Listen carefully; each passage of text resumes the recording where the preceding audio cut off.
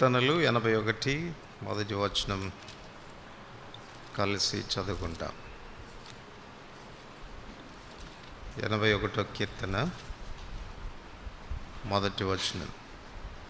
మనకు బలమై ఉన్న దేవునికి ఆనందగానం చేయడి, యాకోబు దేవుని బట్టి ఉత్సాహధ్వని చేయుడి.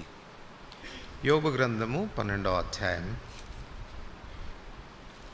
యోబు గ్రంథం 12వ అధ్యాయం 13-14 వచనాలు కలిసి చదువుకుంటా. యోబు గ్రంథం 12వ అధ్యాయం 13-14 వచనాలు. జ్ఞాన శౌర్యములు ఆయన యొద్ద ఉన్నవి, ఆలోచనయు వివేచనయు ఆయనకు కలవు. ఆలోచించుము, ఆయన పడగొట్టగా ఎవరు మరలా కట్టచాలరు. ఆయన మనుషుని చెరలో మూసివేయగా తెరచుట ఎవరికి సాధ్యం కాదు. ప్రకటన గ్రంథం 3వ అధ్యాయం. ప్రకటన గ్రంథం 3వ అధ్యాయం 7-8 వచనాలు కలిసి చదువుకుంటాం. ఫిలదెల్ఫియాలో ఉన్న సంఘపు దూతకు ఇలాగ వ్రాయము, దావీదు తాళపు చెవి కలిగి ఎవడును వేయలేకుండా తీయవాడును, ఎవడును తీయలేకుండా వేయవాడునైనా సత్యస్వరూపియగు పరిశుద్ధుడు చెప్పు సంగతులేవనగా, నీ క్రియలను నేను ఎరుగుదును, నీకున్న శక్తి కొంచెమై ఉండినను నీవు నా వాక్యమును గైకొని నా నామం ఎరగననలేదు. ఇదిగో తలుపు నీ ఎదుట తీసి ఉంచున్నాను, దాన్ని ఎవడును వేయనేరడు. చదువుకున్న ఈ లేఖన భాగములపై దేవుడు తన ఆశీర్వాదం ఉంచి చేరవచ్చిన మనందరితో కూడా ప్రభు మాట్లాడగాక. ప్రభు యొక్క సహాయం కొరకై మరలా ఆయన వైపు చూస్తాం. ప్రేమ కలిగిన పరలోకమందున మా తండ్రి, కృప కలిగిన దేవా, మహోన్నతుడా, నిత్యుడగు తండ్రి, మా రక్షకుడైన యేసు ప్రభు వారి శ్రేష్టమైన పరిశుద్ధమైన నామమున మీ పాదములు చెంచేరి వందనములు చెల్లిస్తూ ఉంటున్నాం. చదువుకున్న ఈ లేఖన భాగాలు తిరిగి మీ చేతిలో పెట్టుకుంటుండగా విరిచి ఆశీర్వదించి మాకు వడ్డించండి. ధర్మశాస్త్రంలోని ఆశ్చర్యకరమైన సంగతులు చూసినట్లు మా కన్నులు తెరవండి. నేనైతే కేవలం నిష్ప్రయోజకమైన దాసుడను, బలహీనుడను, హద్దుబాట్లు కలిగిన వాడును. మీరు నన్ను బలపరిస్తే కానీ నేనేం చెప్పచాలని నా నిస్సహాయ స్థితిని తెలియచేసుకుంటూ మీ పైన ఆధారపడుతూ ఉంటుండగా ప్రభు చూపును, సహాయపడము. చేరి వచ్చిన నాతో మాతో మాట్లాడుతున్నాము. అట్లు మీ వాక్య వెలుగులో మా జీవితాలు పరీక్ష చేసుకోవటానికి సహాయపడము. యేసు ప్రభు నామమున వందనములతో ప్రార్థిస్తున్నాం తండ్రి, ఆమేన్. చదువుకున్న ఈ లేఖన భాగులపై దేవుడు తన ఆశీర్వాదం ఉంచి చేరి వచ్చిన మనందరితోనూ ఆన్లైన్ ద్వారా మనతో ఎక్కిపిస్తున్నటువంటి బిడ్డలతో కూడా ప్రభు మాట్లాడగాక. మనకు బలమై ఉన్న దేవునికి ఆనందగానము చేయుడి. ఇక మన ఆనందానికి, మన ఉల్లాసానికి, సంతోషానికి మూలమైన వాడు మన ప్రభువే. ఆయన బలమే మన ఆనందానికి కారణం. బలమైన దేవుడు మన దేవుడిగా ఉండడం, బలమైన దేవుడు మన అవసరతల్లో తన బలాన్ని మనకు ప్రసాదించడం, తద్వారా ఆయన మనల్ని ఆనందింప చేయటం ఆయన దయాపూర్వకమైనటువంటి సంకల్పం. కనుక ఆయన బిడలంగా మన దేవుడు ఎంత బలవంతుడో, బలమైన వాడో అన్న విషయాన్ని ఎరుగుట మాత్రమే కాదు, ఆయనలో ఉన్న బలాన్ని మనము ఆస్వాదించాలి, అనుభవించాలి. ఆ బలాన్ని మనం అక్కర కొలది వాడుకోగలగాలి. ఒక మాటలో చెప్పాలంటే ఆయన బలమైన దేవుడు అన్న విషయాన్ని అనుభవపూర్వకంగా మనం చెప్పగలగాలి. అంచేతనే తను కూర్చున్నటువంటి అనుభవ జ్ఞానం మనకెంతో అవసరం. యోబు తన అనుభవంలో ఈ బలమైన దేవుని కూర్చున్నటువంటి విషయాలు చాలా రాశాడు. 12వ అధ్యాయంలో మనం చదువుకున్న భాగంలో 12వ వచనంలో మనం చూస్తాము. 13వ వచనంలో జ్ఞాన శౌర్యములు ఆయన వద్ద ఉన్నవి. శౌర్యము అనేటువంటి మాట తన బలాన్ని గురించి మాట్లాడుతుంది. అందుకే ఇంగ్లీష్లో ఆ మాటకు స్ట్రెంగ్త్ అనే మాట, బలం అనేటువంటి మాట వినియోగించబడింది. ఆ బలం చేత ఆయన ఏం చేస్తాడు అని అంటే 14వ వచనంలో చివరిలో మనం చదువుతాం, ఆయన పడగొడితే ఎవరు కట్టలేరు, ఆయన మూసివేస్తే ఎవరు దాన్ని తీయలేరు. అంటే తీయకుండా మోయగలిగిన వాడు, మూసిన దానిని తీయగలిగిన వాడు, ఆయనకున్నటువంటి శక్తి అది. ఈ ఉదయకాలము ఆయన మూస్తే ఎవరు తీయలేరు అన్న దాన్ని కూర్చున్నటువంటి కొన్ని సంగతులు ఆలోచిస్తూ వచ్చాం. సమయ పాలనను బట్టి ఒకవేళ మీకు శ్రద్ధ ఉంటే తర్వాత మీరు దాని గురించినటువంటి సందేశాన్ని మీరు ఆన్లైన్లో వినవచ్చు. ఇప్పుడు మనం రెండో భాగంలోనికి వస్తాం. ఆయన ఎంత శక్తి కలిగిన వాడు అని అంటే ఆయన మూసిన దానిని తీయగలిగినటువంటి వాడు. అది ఎంత గట్టిదైనా ఆయన దాన్ని తీసేదానికి ఆయనకి శక్తి ఉంది. ఏ మూయబడినటువంటి వాటిని ప్రభు తెరవగలిగాడు అన్నది ఈ మధ్యాహ్నం మనం ఆలోచన చేస్తాం. మొట్టమొదటిగా ప్రకటన గ్రంథం 5వ అధ్యాయం, ప్రకటన గ్రంథం 5వ అధ్యాయం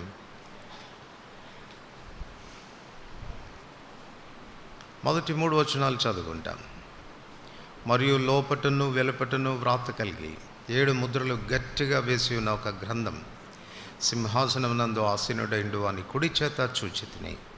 మరియు దాని ముద్రలు తీసి ఆ గ్రంథమును విప్పుటకు యోగ్యుడైన వాడెవడని బలిష్ఠుడైన ఒక దేవదూత బిగ్గరగా ప్రచురింపగా చూచితిని. అయితే పరలోకమందును కానీ భూమి మీద కానీ భూమి క్రింద కానీ ఆ గ్రంథమును విప్పుటకైనను చూచుటకైనను ఎవనికి నీ శక్తి లేకపోయిను. ఇక్కడ ఒక గ్రంథం కనపడుతుంది. అది లోపట బయట వ్రాయబడి గట్టిగా 7 ముద్రలు వేసి ముద్రించబడినటువంటి గ్రంథపు చుట్ట మనకు కనపడుతుంది. యోహాను ఆత్మవశుడై పరలోకానికి వెళ్ళినప్పుడు దూత ఆ గ్రంథాన్ని చూపిస్తూ, ఎవడున్నాడు దీని గ్రంథాన్ని విప్పటానికి అని గట్టిగా ప్రకటన చేసినప్పుడు అక్కడ చెప్పబడిన మాట, పరలోకంలో కానీ భూమి మీద కానీ భూమి క్రింద కానీ ఎవడు కూడా ఆ గ్రంథాన్ని విప్పదగిన వాడు, శక్తి కలిగిన వాడు లేకుండా పోయాడు అని చూస్తాం. కానీ వెంటనే 4వ వచనం, ఆ గ్రంథము విప్పుటకైనను చూచుటకైనను యోగ్యుడెవడును కనపడినందున నేను బహుగా ఏడ్చుచుండగా. అప్పుడు ఆ పెద్దల్లో ఒకడు, ఏడవకము, ఇదిగో దావీదునకు చిగురైన యూదా గోత్రపు సింహము 7 ముద్రలను తీసి ఆ గ్రంథమును విప్పుటకై జయము పొందినని నాతో చెప్పాను. అసలు ఈ గ్రంథం ఏంటి? దీనిపై వేయబడినటువంటి ముద్రలు ఏంటి? ఎందుకు ఈ ముద్రలు ఈ గ్రంథాన్ని విప్పటానికి ఎవరికి శక్తి లేకపోయింది అని మనం ఆలోచిస్తే, ఒక మాటలో చెప్పుకోవాలంటే ఈ గ్రంథపు చుట్ట తండ్రి అయిన దేవుడు తన కుమారుడైన యేసుక్రీస్తు ప్రభువారికి ఇవ్వాలని కోరినటువంటి వీలునామా అని చెప్పవచ్చు. వీలునామాలో ఏం రాస్తారు? వీలునామాలో ఏం రాస్తారు? తండ్రి తనకున్న స్వాస్థ్యాన్ని అంతా కూడా వీలునామాలో రాసి, నా తదనంతరం ఇది ఈ వ్యక్తికి చెందుతుందని వీలునామా రాస్తారు. సో యేసుక్రీస్తు ప్రభువారే తండ్రి అయినటువంటి దేవుని యొక్క స్వాస్థ్యానికి సంపూర్ణంగా హక్కుదారుడు. చూడండి, హెబ్రీయులకు రాసిన పత్రిక 1వ అధ్యాయం 2వ వచనం. ఈ దినములు అంతమంది కుమారుని ద్వారా మనతో మాట్లాడాను. ఆయన ఆ కుమారుని సమస్తమునకు వారసునిగా నియమించెను. He was the legal heir. దేవుడు తనకు కలిగిన సమస్తానికి తన కుమారుడైన యేసుక్రీస్తు ప్రభువారు వారసుడు. ఏమి ఇవ్వాలని ఆ వీలునామాలో ఆయన రాసిపెట్టాడు, ఏమి ఇస్తానని రాసిపెట్టాడు అంటే, కీర్తనలు 2వ కీర్తన 8వ వచనం. 2వ కీర్తన 8వ వచనం. నన్ను అడుగుము, జనములను నీకు స్వాస్థ్యముగాను భూమిని దిగంతముల వరకు నీకు సొత్తుగా ఇచ్చేదను. సో తన కుమారుడికి తండ్రి అయిన దేవుడు ప్రామిస్ చేసిన స్వాస్థ్యం ఏంటి అంటే మనమే. జనములను స్వాస్థ్యంగా నేను నీకు ఇస్తాను, నన్ను అడుగు అని తండ్రి అయిన దేవుడు చెప్పాడు. దీన్ని బట్టి ఒక మాటలో చెప్పాలనంటే ఆ గ్రంథపు చుట్టలో రాయబడింది ఎవరు అని అంటే మనమే. బహుశా మన పేర్లన్నీ రాసేయడము, వెలపట లోపట మొత్తం లిస్ట్ అంతా రాసి పెట్టాడు. వీళ్ళని ఇస్తాను, వీళ్ళని ఇస్తాను, వీళ్ళని ఇస్తాను అని రాశాడు. కానీ ఎవరినైతే ఇస్తానని రాశాడో వాళ్ళంతా అమ్ముడుపోయారు.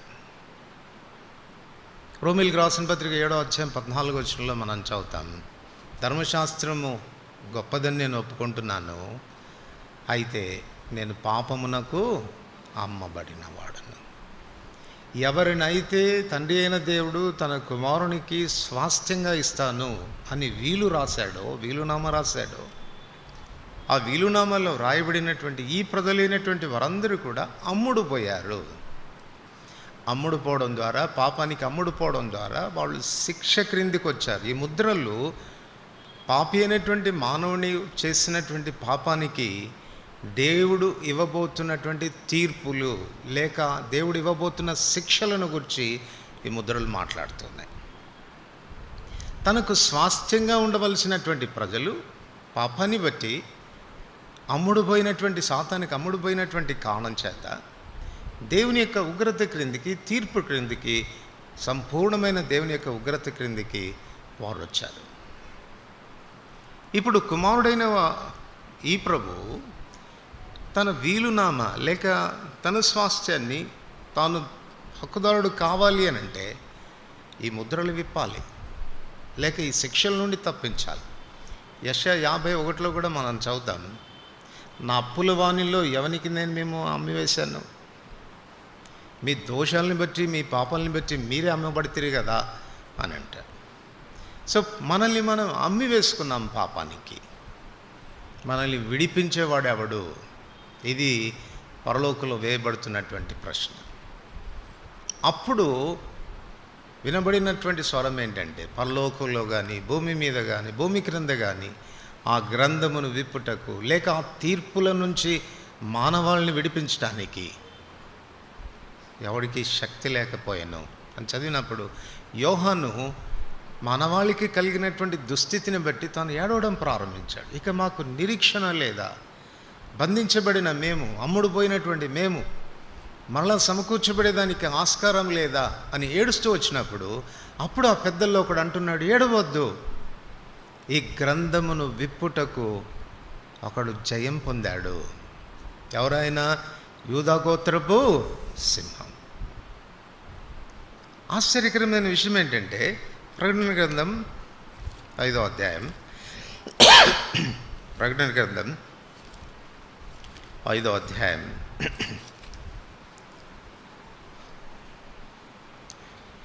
5-6 వచనాలు కలిసి చదువుకుంటాం.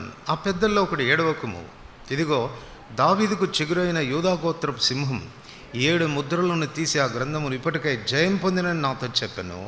మరియు సింహాసనమునకు ఆ 4 చెవులకు పెద్దలకు మధ్యన వధింపబడినట్లుండిన గొర్రె పిల్ల నిలిచియుండుట చూచితిని.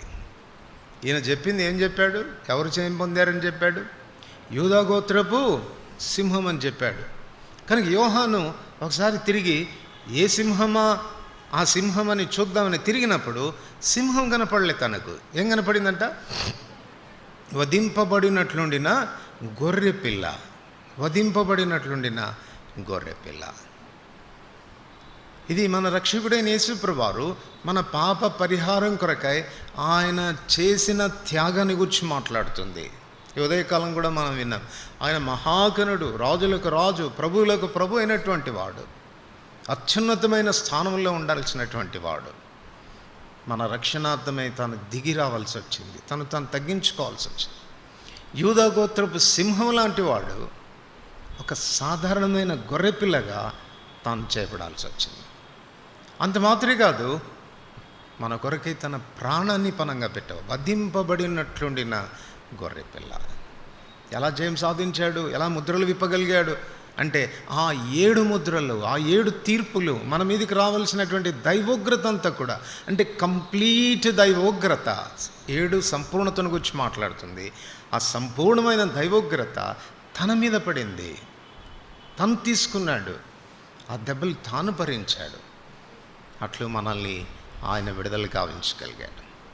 ఒకవేళ ఆయనే లేకపోతే ఈ గ్రంథమును విప్పదగిన వాడు పరలోకంలో కానీ భూమి మీద కానీ భూమి క్రింద కానీ ఎవడు లేడు. ఈయన ఎంత శక్తిమంతుడో దీన్ని బట్టి మనకు అర్థమవుతుంది. ఒక పాపిని పాపం యొక్క బంధకాల నుండి, పాపాన్ని నుండి రావాల్సినటువంటి శిక్ష నుండి తప్పించటకు, రక్షించుటకు శక్తి కలిగినటువంటి వాడు. ఆ రీతిగా మన కొరకు వధించబడట ద్వారా జరిగింది. సర్వసాధారణంగా ఇలాగా వారికున్న స్వాస్థ్యం అనేది అమ్ముడుపోతున్నప్పుడు దాన్ని ఎలా విడిపించాలనేది బైబిల్ గ్రంథంలో రాయబడింది. చూడండి, లేవికాండం 25వ అధ్యాయం. లేవికాండం 25వ అధ్యాయం 25వ వచనం.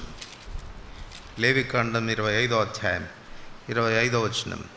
నీ సహోదరుడు బీదవాడై తన స్వాస్థ్యంలో కొంత అమ్మిన తర్వాత అతనికి సమీప బంధువుడు విడిపింప వచ్చిన ఎడల తన సహోదరుడు అమ్మిన దాన్ని అతడు విడిపించును. స్వాస్థ్యం ఒకవేళ అమ్ముడు పోతే ఎవరు పడితే వాడు విడిపించడానికి లేదంట. ఎవరు విడిపించాలా? సమీప బంధువుడు విడిపించాలి.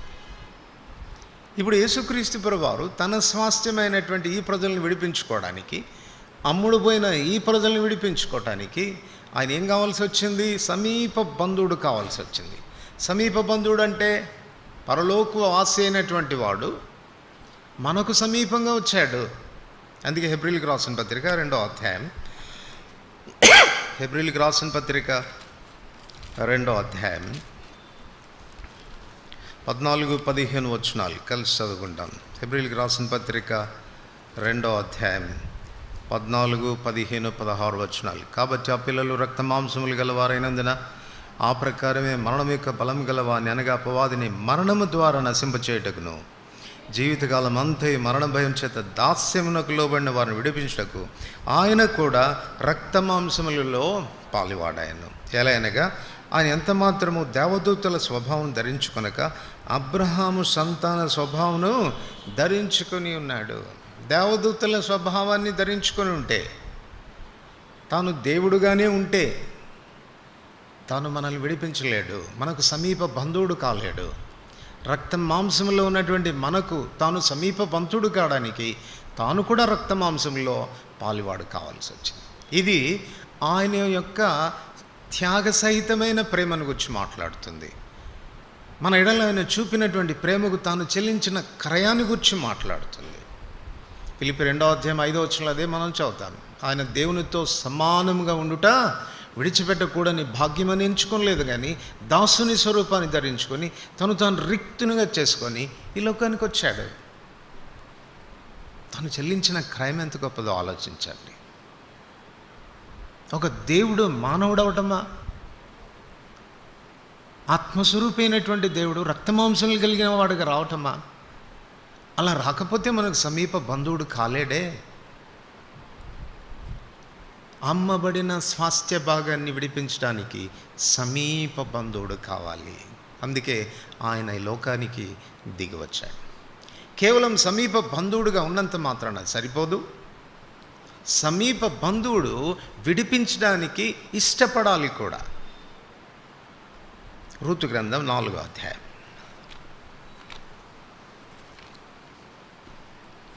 రూతు గ్రంథం 4వ అధ్యాయం 7వ వచనం నుండి, ఇశ్రాయేలీలో బంధుధర్మమును గూర్చి కానీ క్రయ విక్రయములను గూర్చి కానీ ప్రతి సంగతిని స్థిరపరచుటకు పూర్వమున జరిగిన మర్యాద ఏదనగా ఒకతడు చెప్పు తీసి తన పొరుగువానికి ఇచ్చుటయ్యే. ఈ పని ఇశ్రాయేల్లో ప్రమాణంగా ఎంచబడను. ఆ బంధువుడు నువ్వు దాన్ని సంపాదించుకునమని బోయజుతో చెప్పి తన చెప్పు తీయగా. దానికంటే ముందు చూడండి, 5వ వచనం నుండి, బోయజు నీవు నయోమి చేతి నుండి ఆ పొలంను 4వ వచనం నుండి, ఆ పుర నివాసులు ఎదుటను ఆ జనుల పెద్దలు ఎదుటను నీవు ఆ భూమిని సంపాదించుకునము. ఏమనగా దాన్ని విడిపించుటకు నీవు ఒప్పుకునేడలా దాన్ని విడిపింపుము, దాన్ని విడిపింప నొల్లనేడలా అది స్పష్టంగా నాతో చెప్పుము. నీవు గాక దాన్ని విడిపింపవలసిన బంధువుడు ఎవడు లేడు, నీ తర్వాతి వాడను నేనే అని ఆ బంధువునితో చెప్పాను. అందుకు అతడు నేను విడిపించదన నేను. ఆ తర్వాత బోయజు అంటున్నాడు, నీవు నయోమి చేతిలో నుండి ఆ పొలమును సంపాదించుకున్న దినమున చనిపోయిన వాని పేరట అతని స్వాస్థ్యమును స్థిరపరచున్నట్లు చనిపోయిన వాని భార్య అయిన రూతును మోయాబీరాల యొద్ద నుండి దాన్ని సంపాదింపవాలని చెప్పగా, ఆ బంధువుడు, నేను దాన్ని విడిపించుకొనలేను, నా స్వాస్థ్యమును పోగొట్టుకుందినేమో, నేను దాన్ని విడిపింపలేను గనక నీవే నాకు ప్రతిగా బంధువుని ధర్మం జరిపించమని చెప్పాను. అంటే ఇక్కడ ఆప్షన్ నాకు కనపడుతుంది.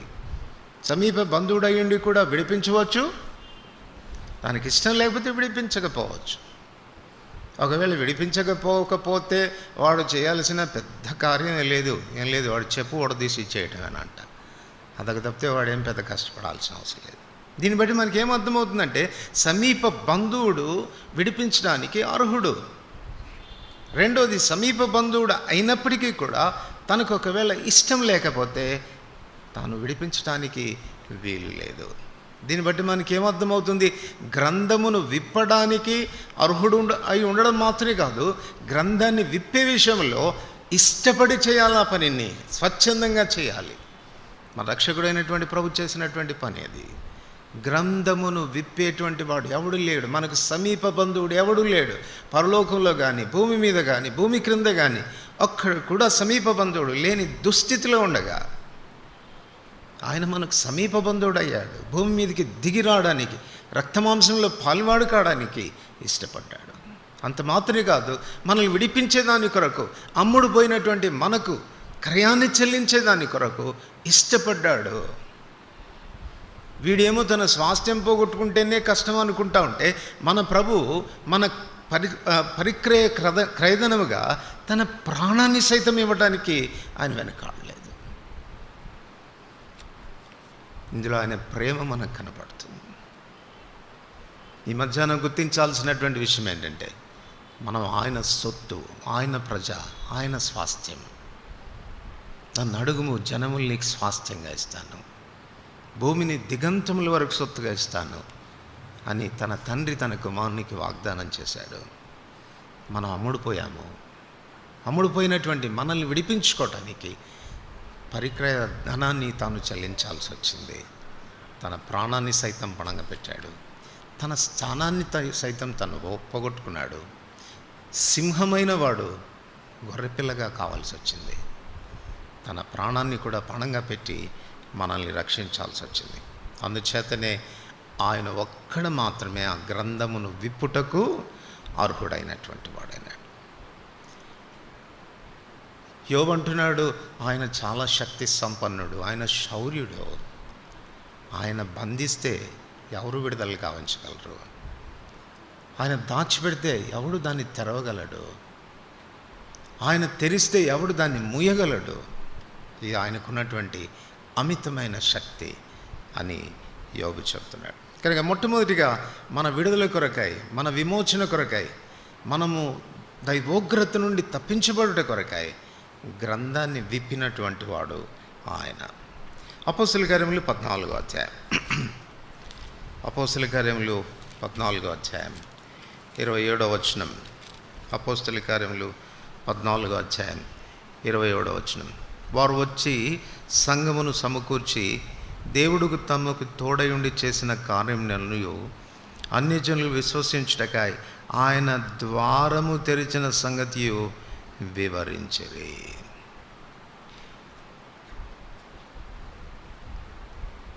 అన్యజనులు విశ్వసించుటకు ఆయన ద్వారము తెరిచిన సంగతి వారు వివరించిరి. అపోస్తల కార్యములు 11వ అధ్యాయం, అపోస్తల కార్యములు 11వ అధ్యాయం 7-8 వచనాలు. అపోస్తల కార్యములు 11వ అధ్యాయం 7-8 వచనాలు. అప్పుడు పేతురు, నీవు లేచి చంపుకొని తినమని ఒక శబ్దం నాతో చెప్పట వింటిని. అందుకు నేను, వద్దు ప్రభువా, నిషిద్ధమైనది అపవిత్రమైనది ఏది నా నోట ఎన్నడూ పడలేదని చెప్పగా. తర్వాత 12వ వచనం. అప్పుడు ఆత్మను భేదమేమి చేయక వారితో కూడా వెళ్ళమని నాకు సెలవిచ్చును. ఈ 6 సహోదరులు నాతో కూడా వచ్చి మేము కొర్నేలి ఇంట ప్రవేశించి తిని. ఆ తర్వాత క్రిందికి వస్తే 16వ వచనం, అప్పుడు యోహాను నీళ్లతో బాప్తిసం ఇచ్చిన కానీ 17వ వచనం, కాబట్టి ప్రభు అయిన యేసు క్రీస్తునందు విశ్వాసం ఉంచిన మనకును అనుగ్రహించినట్లు దేవుడు వారికి కూడా సమాన వరం అనుగ్రహించి ఉండగా దేవుని అడ్డగించుటకు నేను ఏ పాటి వాడనని చెప్పాను.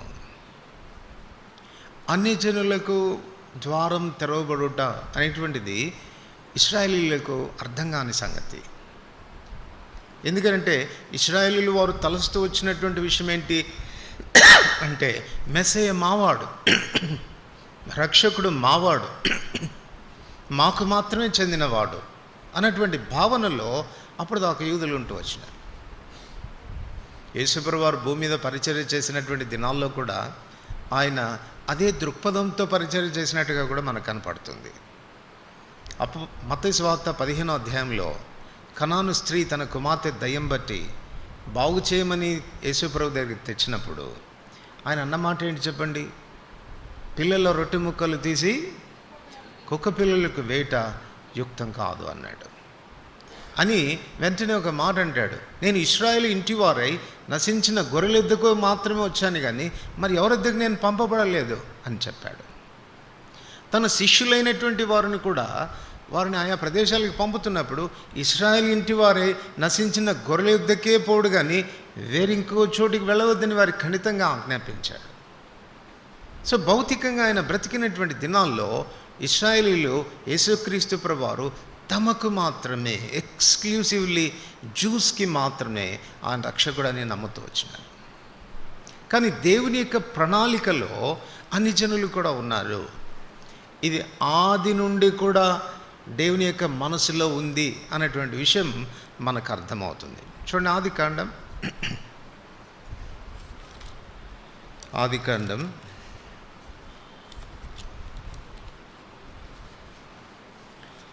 7వ అధ్యాయం.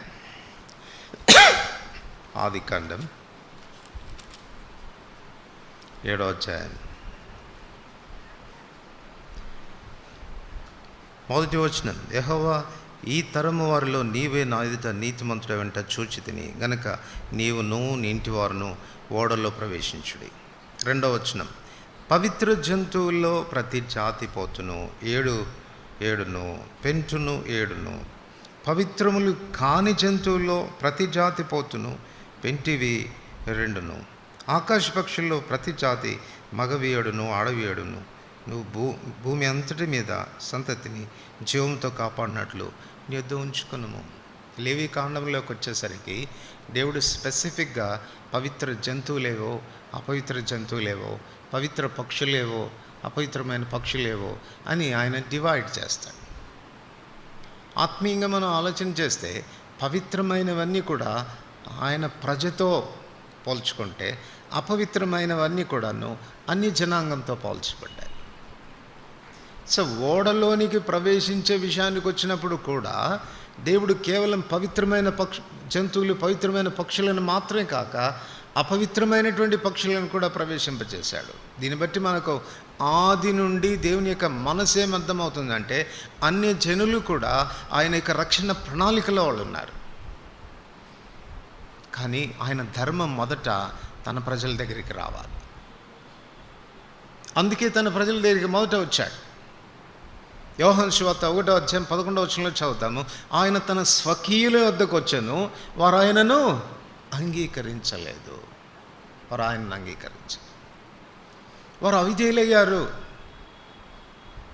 దేవునికి వారు లోబడలేదు. రోమీయులకు రాసిన పత్రిక 11వ అధ్యాయం,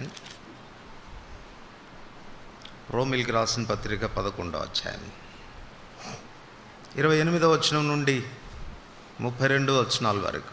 సువార్త విషయమైతే వారు మిమ్మును బట్టి శత్రువులు కానీ, ఏర్పాటు విషయమైతే పితరుని బట్టి ప్రియులై ఉన్నారు. ఏలైనగా దేవుడు తన కృపావరముల విషయంలోనూ పిలుపు విషయంలోనూ పశ్చాత్తాపడ్డు. మీరు గతకాలమందు దేవునికి అవిధేయులు ఉండి ఇప్పుడు వారి అవిధేయతను బట్టి కరుణింపబడితిరి. అటువల్లే మీ ఎడల చూపబడిన కరుణను బట్టి వారును ఇప్పుడు కరుణ పొందిన నిమిత్తం ఇప్పుడు వారు అవిధేయులై ఉన్నారు. అందరి ఎడల కరుణ చూపవలనని దేవుడు అందరినీ అవిధాయ స్థితిలో మూసి బంధించి ఉన్నాడు. ఆయన మూస్తే ఎవడు తెరవలేరు, ఆయన తెరిస్తే ఎవరు మూయలేరు. ఇప్పుడు ఇశ్రాయేలు ప్రజల్ని అవిధేయత స్థితిలో మూసాడంట. ఎందుకు మూసాడు అంటే మనకు కనికరం చూపడానికి, అంటే ఇంకో మాటలో చెప్పాలంటే మనకు డోర్ ఓపెన్ చేయడానికి, అన్యులు ప్రవేశించేదానికి మార్గం తెరవ చేయడానికి వారిని అవిధేయత స్థితిలో ఉంచాడు. ఇదే అధ్యాయంలో మనం చదువుతాం. కాస్త వెనక్కి వస్తే అక్కడ మన రక్షణను గురించి పోల్చి చెప్తూ ఆయన ఏమంటాడంటే, మనమేమో అడవి ఒలివ చెట్టంట, ఇశ్రాయేలు ప్రజలు సహజమైన ఒలివ చెట్టంట. అయితే ఏం చేశాడంట ఆయన? 19వ వచనం చూడండి. అందుకు నేను అంటుకట్టుబడు నిమిత్తము కొమ్మలు విరిచివేయబడినవని నీవు చెప్పదువు. అంటే మనకు ప్లేస్ ఇవ్వడానికి ఆయన ఏం చేశాడు? సహజమైన ఒలివ చెట్లు ఉన్న కొన్ని కొమ్మల్ని పెరికేశాడంట. ఆ పెరికివేయబడిన కొమ్మల స్థానంలో అడవి ఒలివ చెట్టు కొమ్మగా ఉన్నటువంటి మనల్ని అంటుకట్టాడు. అంటే మనకు ప్రవేశం ఇచ్చాడు, మనకు ద్వారాన్ని తెరిచాడు అని చెప్తూ ఆయన ఏమంటున్నాడంటే, మీరు అట్లా అంటుకట్టబడ్డాను కాబట్టి నాకు స్థలం రావడానికి వాళ్ళని తీసేశాడని నువ్వు అతిశయపడతావేమో. అట్లా అతిశయపడవద్దు. వాళ్ళు గర్వపడ్డారు బట్టి, అవిధేయులయ్యారు కాబట్టి నేను వారిని తీసివేయాల్సి వచ్చింది. జ్ఞాపకం పెట్టుకో, మీరు కూడా అవిధేయులైతే ఏం చేయాల్సి వస్తుంది? తీసేయాల్సి వస్తుంది. అయితే సహజమైన ఒలివ చెట్టుకు అడవి ఒలివ కొమ్మనైన మిమ్మును అంటుకడితే, సహజమైన ఒలివ చెట్టుకు సహజమైన ఒలివ కొమ్మను అంటుకట్టడం నాకు కష్టమా? వాళ్ళు కూడా మరలా అంటుకట్టబడతారు. కనుక గర్వింపక దేవునికి భయపడు అని చెప్తాడు. ఇక్కడ మనం అర్థం చేసుకోవాల్సినటువంటి విషయం ఏంటనంటే, మొదటి రక్షణ యూదులకు, వారి చెంతకు దేవుడు వచ్చాడు, ద్వారాన్ని తెరిచాడు వారికి, కానీ వారు దానిలో ప్రవేశించలేదు. అందువలన దేవుడు వారికి ద్వారాన్ని మూసేసి అన్యజనులమైనటువంటి మనకు ద్వారాన్ని తెరిచాడు. అప్పుడు దాకా అర్థం కానటువంటి అపోస్తలు వాళ్ళు అన్యజనుల దగ్గర పంపించబడిన తర్వాత, వాళ్ళు సువార్త చేస్తూ వచ్చిన తర్వాత, అన్యజనులు దేవుని యందు విశ్వాసం ఉంచి రక్షించబడ్డాన్ని చూసినప్పుడు, వారు పరిశుద్ధాత్మ దేవుని పొందడాన్ని వాళ్ళు చూసినప్పుడు ఆశ్చర్యపోయారు. వాళ్ళు ఓ సందర్భంలో పేతురుని నిలదీశారంట. ఎలా భయ్యా వెళ్తావు నువ్వు యూదుడివి కదా, అన్యజనుల దగ్గరికి ఎలా వెళ్తావు నువ్వు? వాళ్ళ దగ్గర ఎట్లా పరిచయం చేస్తావు అంటే, కొర్నేలి ఉదంతం అంతా కూడా తాను వివరిస్తూ చెప్పాడు. మొదట నాకు కూడా అలాగే అనిపించింది అయ్యా, నేను వెళ్ళడం ఏంటి, అన్యుని దగ్గరికి వెళ్ళడం ఏంటి అని అనిపించింది. కానీ నాకు ఇలాంటి దర్శనం కలిగింది. ఆ దర్శనంలో నాకు అర్థమైంది దేవుడు అన్యజనులకు ప్రవేశం తెరిచాడని. నేను వెళ్ళాను. అలా వెళ్ళిన తర్వాత వాక్యం చెప్తుంటే, మన మీదికి పరిశుద్ధాత్మ దేవుడు ఏ రీతిగా దిగాడో వారి మీదికి కూడా పరిశుద్ధాత్మ దిగడం నేను చూశాను. ఇలాగ దేవుడు వాళ్ళని యాక్సెప్ట్ చేస్తూ ఉంటే, అంగీకరిస్తూ ఉంటే, నేను మాత్రం ఏం చేయగలను? అప్పుడు వాళ్ళకి అర్థమైంది, ఓహో దేవుడు విశ్వసించేదానికి అన్యులకు కూడా ద్వారం తెరిచాడు అన్న విషయం గ్రహించి వారు దేవుని స్తుతించారు. ఇది మనం ధన్యులం. మనకు ద్వారం దేవుడు తెరిచాడు, రక్షణ కొరకైన ద్వారం తెరిచాడు. కానీ గుర్తుపెట్టుకోవాల్సిన విషయం ఏంటో చూడండి. రోమిలికి రాసిన పత్రిక 11వ అధ్యాయం 25వ వచనం కలిసి చదువుకుంటాం.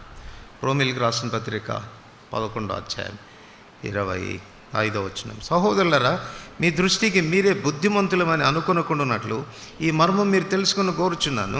అదేమనగా, అన్యజనుల ప్రవేశం సంపూర్ణమగు వరకు ఇశ్రాయేలునకు కఠిన మనసు కొంత మట్టుకు కలిగెను. ఇక్కడ కఠిన మనసు అంటే మూయబడిన ద్వారము అని అర్థం చేసుకుంటాం. ఇశ్రాయేలుకి ద్వారాన్ని నేను ఎందుకు మూసాను అనంటే, అన్యజనుల ప్రవేశం సంపూర్ణమగు వరకు కొంత మట్టుకు ద్వారాన్ని వాళ్ళకి షట్ చేశాను, మూసేసించాను. దాన్ని ఎవడు తీలేడు, నేను మూసాను కాబట్టి. ఎందుకు మూసాను అంటే, అన్యజనుల ప్రవేశం రావాలి, అన్యజనులు చేరాలి. గుర్తుపెట్టుకోండి, అన్యజనుల ప్రవేశం సంపూర్ణమైతే ఏం చేస్తాడు చెప్పండి? మనకు కూడా ద్వారం మూసేస్తాడు. ఇది నా ద్వారం తెరవబడింది. ఆ ద్వారాన్ని ఆయన తప్ప ఎవరు తెరవలేరు కనుక ఆయనే మనకు ద్వారాన్ని తెరిచాడు. ప్రవేశించమని ఆహ్వానిస్తున్నాడు. ప్రయాసపడి భారం మోసుకొనుచున్న సమస్త జనులారా నా దగ్గరకు రండి, నేను మీకు విశ్రాంతిని కలిగజేస్తానని ఆహ్వానమిస్తూ ఉన్నాడు. నిర్లక్ష్యం చేస్తే, కాదనుకుంటే, తృణీకరిస్తే గుర్తుపెట్టుకోక దినాన ఆ ద్వారం మూయబడుతుంది. ఆ తర్వాత నువ్వు ఎంత ప్రయత్నించినా, ఎంత బ్రతిమలాడినా, ఎంత ఏడ్చినా, ఎంత ప్రలాపించినా ద్వారం నీకు తెరవబడదు. అందుకే ద్వారము తెరవబడి ఉండగానే అందులో నువ్వు ప్రవేశిస్తే నువ్వు ఆశీర్వదించబడతావు. నేను ఎప్పుడు ఇలా చెప్తా ఉంటాను, చూడండి, దేవుడు ఈ ఆహ్వానాన్ని అందించేటువంటి విషయంలో ఆయన తన వర్తమానికుల్ని వాడుకుంటున్నాడు. ఈ దినాన మీరు చెప్పండి, ఎన్ని రకాలుగా దేవుని సువార్త ప్రకటించబడుతుంది? పర్సనల్ ఇవాంజలిజం, గాస్పెల్ రైట్స్ ద్వారా, రేడియోల ద్వారా, టీవీల ద్వారా. మీరు చూడండి, టీవీ ఆన్ చేసి చూడండి, వస్తూనే ఉంటుంది దేవుని వాక్యం 24 hours. ఏదో ఒక వ్యక్తి ద్వారానో ఏదో ఒక విధానంలో దేవుని వాక్యం అందజేయబడుతూనే ఉంటుంది. ఒకవేళ దేవుడు అన్ని జనులకు ఒక సంఖ్య విధించుకొని ఉంటే, ఇంత సంఖ్య నాకు కావాలి అని విధించుకొని ఉంటే, ఆ సంఖ్య దినదినము కూడా తగ్గిపోతూ వస్తూ ఉంది.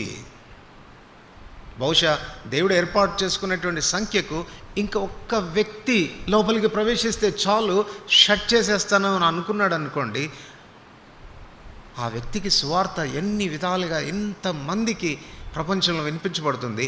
ఈ ప్రపంచంలో ఉన్న జనాభా అంతట్లో ఒక్కడు గాస్పుల్కి స్పందించాడంటే, వాడు లోపలికి ప్రవేశించాడంటే ఇక నీకు నిరీక్షణ లేదు.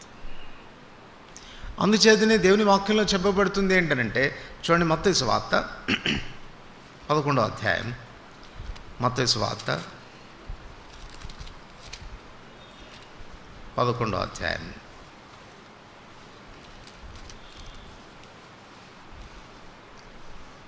12వ వచనం. బాప్తిస్మమిచ్చు యోహాను దినములు మొదలుకొని ఇప్పటి వరకు పరలోక రాజ్యము బలత్కారంగా పట్టబడుచున్నది, బలత్కారులు దానిని ఆక్రమించుకొనుచున్నారు. లూకాసు వార్త 16వ అధ్యాయం, లూకాసు వార్త 16వ అధ్యాయం 16వ వచనం. యోహాను కాలం వరకు ధర్మశాస్త్రమును ప్రవక్తలను ఉండిరి, అప్పటి నుండి దేవుని రాజ్య సువార్త ప్రకటింపబడుచున్నది, ప్రతివాడును ఆ రాజ్యంలో బలవంతముగా జొరబడుచున్నారు. అమ్మారు గమనించండి, ప్రతివాడు ఆ రాజ్యంలో బలవంతంగా జొరబడుచున్నారు. అక్కడేం రాశాడు చెప్పండి? బలత్కారులు దేవుని రాజ్యాన్ని స్వతంత్రం. బలత్కారులు అని అంటే అర్థం ఏంటి? తోసుకొని పోయేవాళ్ళు, తోసుకొని పోయేవాళ్ళు. బలత్కారము అంటే ముందున్న వాళ్ళని కూడా తోసుకొని వెళ్ళిపోవటం. చూడండి, ఒకవేళ సడన్గా బస్సుకు నిప్పు అంటుకుంది అనుకోండి, ఎవరు ముందు దిగుతారు? ఎవరు ముందు దిగుతారండి? ఫస్ట్ సీట్లో కూర్చున్న వాళ్ళు కదా ముందు దిగాల్సింది. కానీ ఎవరు ముందు దిగుతారు? ప్రతివాడు వెనకాల సీట్లో ఉన్నవాడు నేను ముందు దిగాలనుకుంటాడు. సాధ్యం కాదు. ఎందుకనంటే అప్పటికే ప్రజలు బయటికి రావడానికి లేచి ఉంటారు. వీడు తన ప్రాణాన్ని కాపాడుకోవడానికి ఏం చేస్తాడు చెప్పండి? తోసుకొని బలత్కారం. నేను ఇంటర్మీడియట్ చదువుతున్నప్పుడు మా క్లాస్మేట్స్ ఈ సినిమా పిచ్చోళ్ళు ఉండేవాళ్ళు. వాళ్ళకి అభిమానులు ఉంటారు కదా, వాళ్ళ అభిమాని సినిమా వచ్చిందనంటే వాళ్ళకు ఉన్నటువంటి ఆశ ఏంటంటే ఫస్ట్ నేనే పోవాలి ఆ సినిమాకు. సో టికెట్లు దొరకవు. వాడన్నాడు, అరే ఇది నేను సంపాదించాను రా టికెట్ అంటే. ఎట్టొచ్చిందిరా నీకు టికెట్ అంటే మనుషుల మీద ఎక్కిలిపోయాడు అంటే వీడు. ఆ లైన్లో నిలబడి ఉంటారు కదా టికెట్లు తీసుకోవటానికి, వాళ్ళ మీద నడిచి వెళ్ళిపోయాడు. ఎవడురా నా మీద ఎక్కిందని చేసి వాడు వెళ్ళిపోయాడు, ముందు వెళ్ళిపోయాడు వాడు. బలత్కారులకు టికెట్ దొరికింది. బలత్కారులకు పరలోక రాజ్యం కూడా దొరుకుతుంది.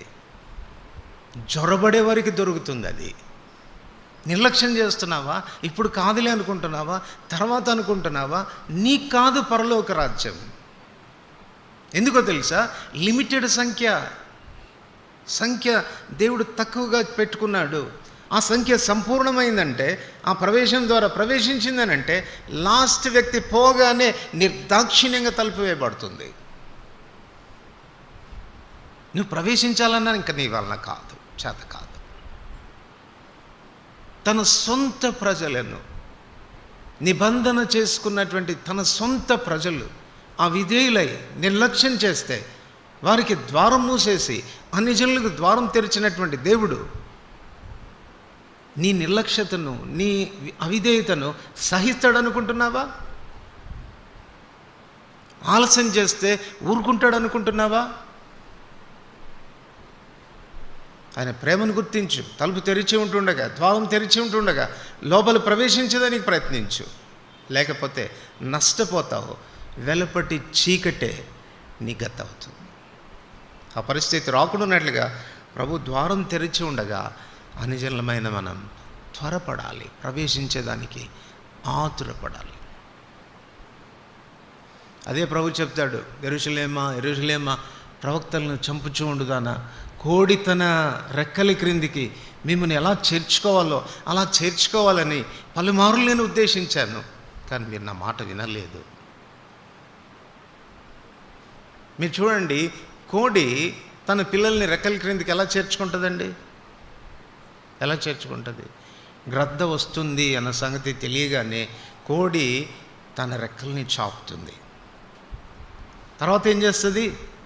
ఒక వింతగా అరవడం ప్రారంభిస్తుంది.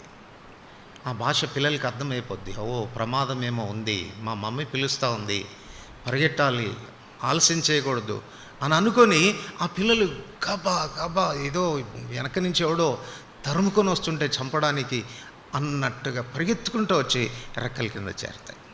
మీరు ఎక్కడైనా చూసారో ఇలాంటి వింత కోడిని? గద్దను చూసి ఒక్కొక్క పిల్లని జుట్టుపట్టి లాగి రెక్కల కిందకి వేసుకోవటం, జుట్టుపట్టి లాగి రెక్కల కింద వేసుకోవటం ఎక్కడైనా చూసారా?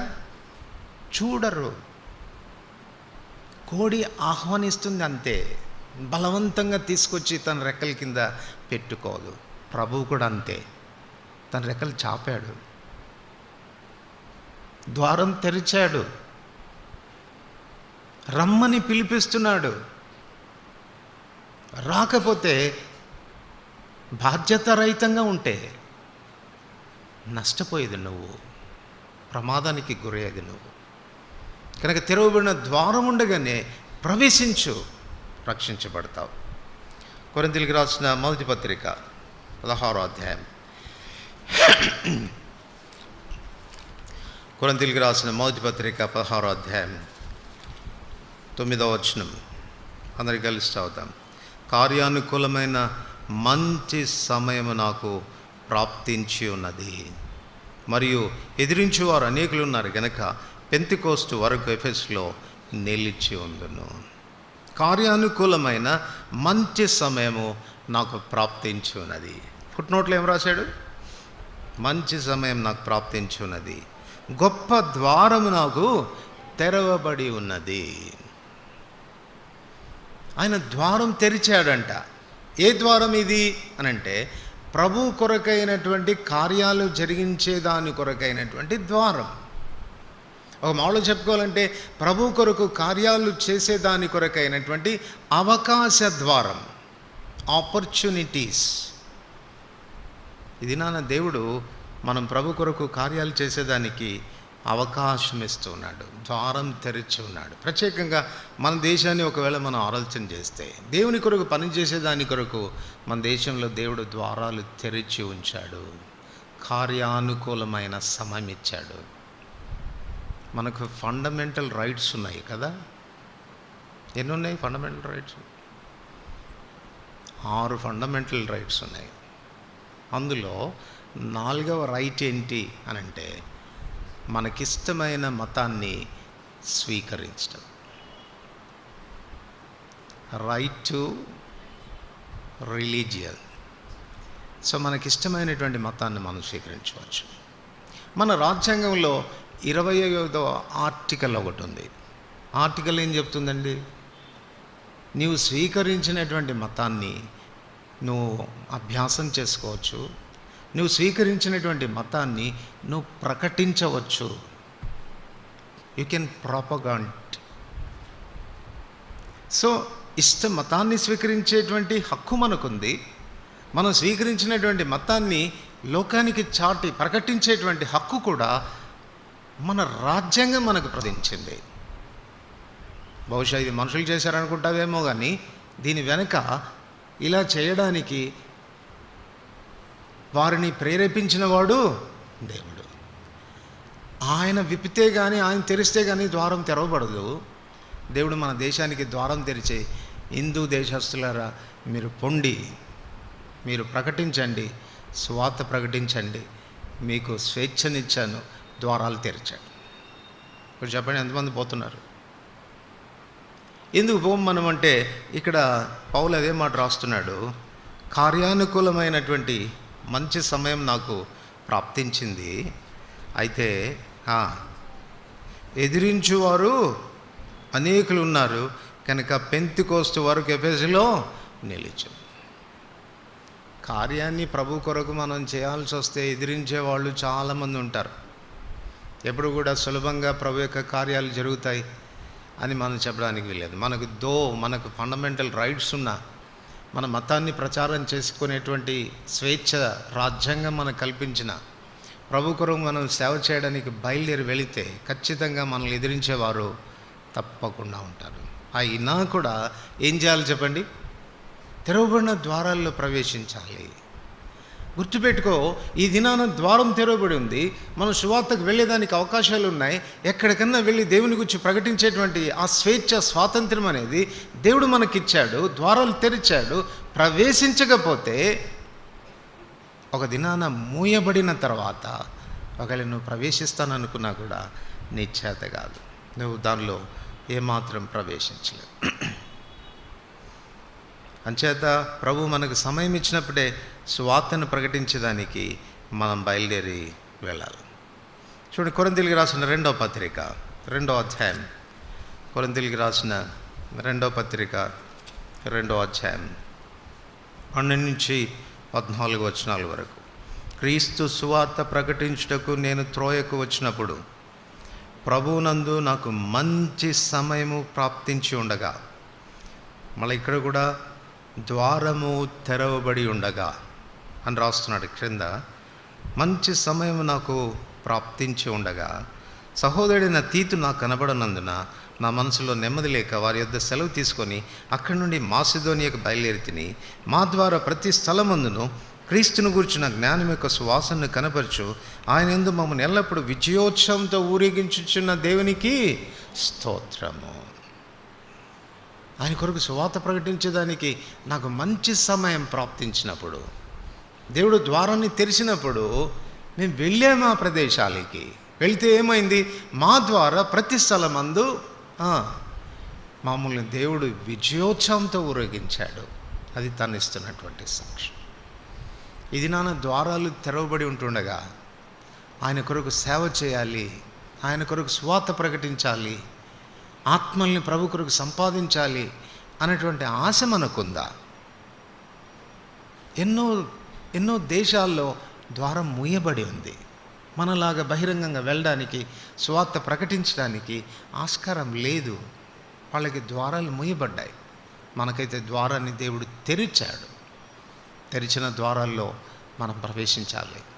సమయాన్ని సద్వినియోగం చేసుకోవాలి. గుర్తుపెట్టుకో, కార్యానుకూలమైన సమయం ఉంది అంటే కార్యానికి అననుకూల సమయం కూడా వస్తుంది, ప్రతికూల సమయం వస్తుంది.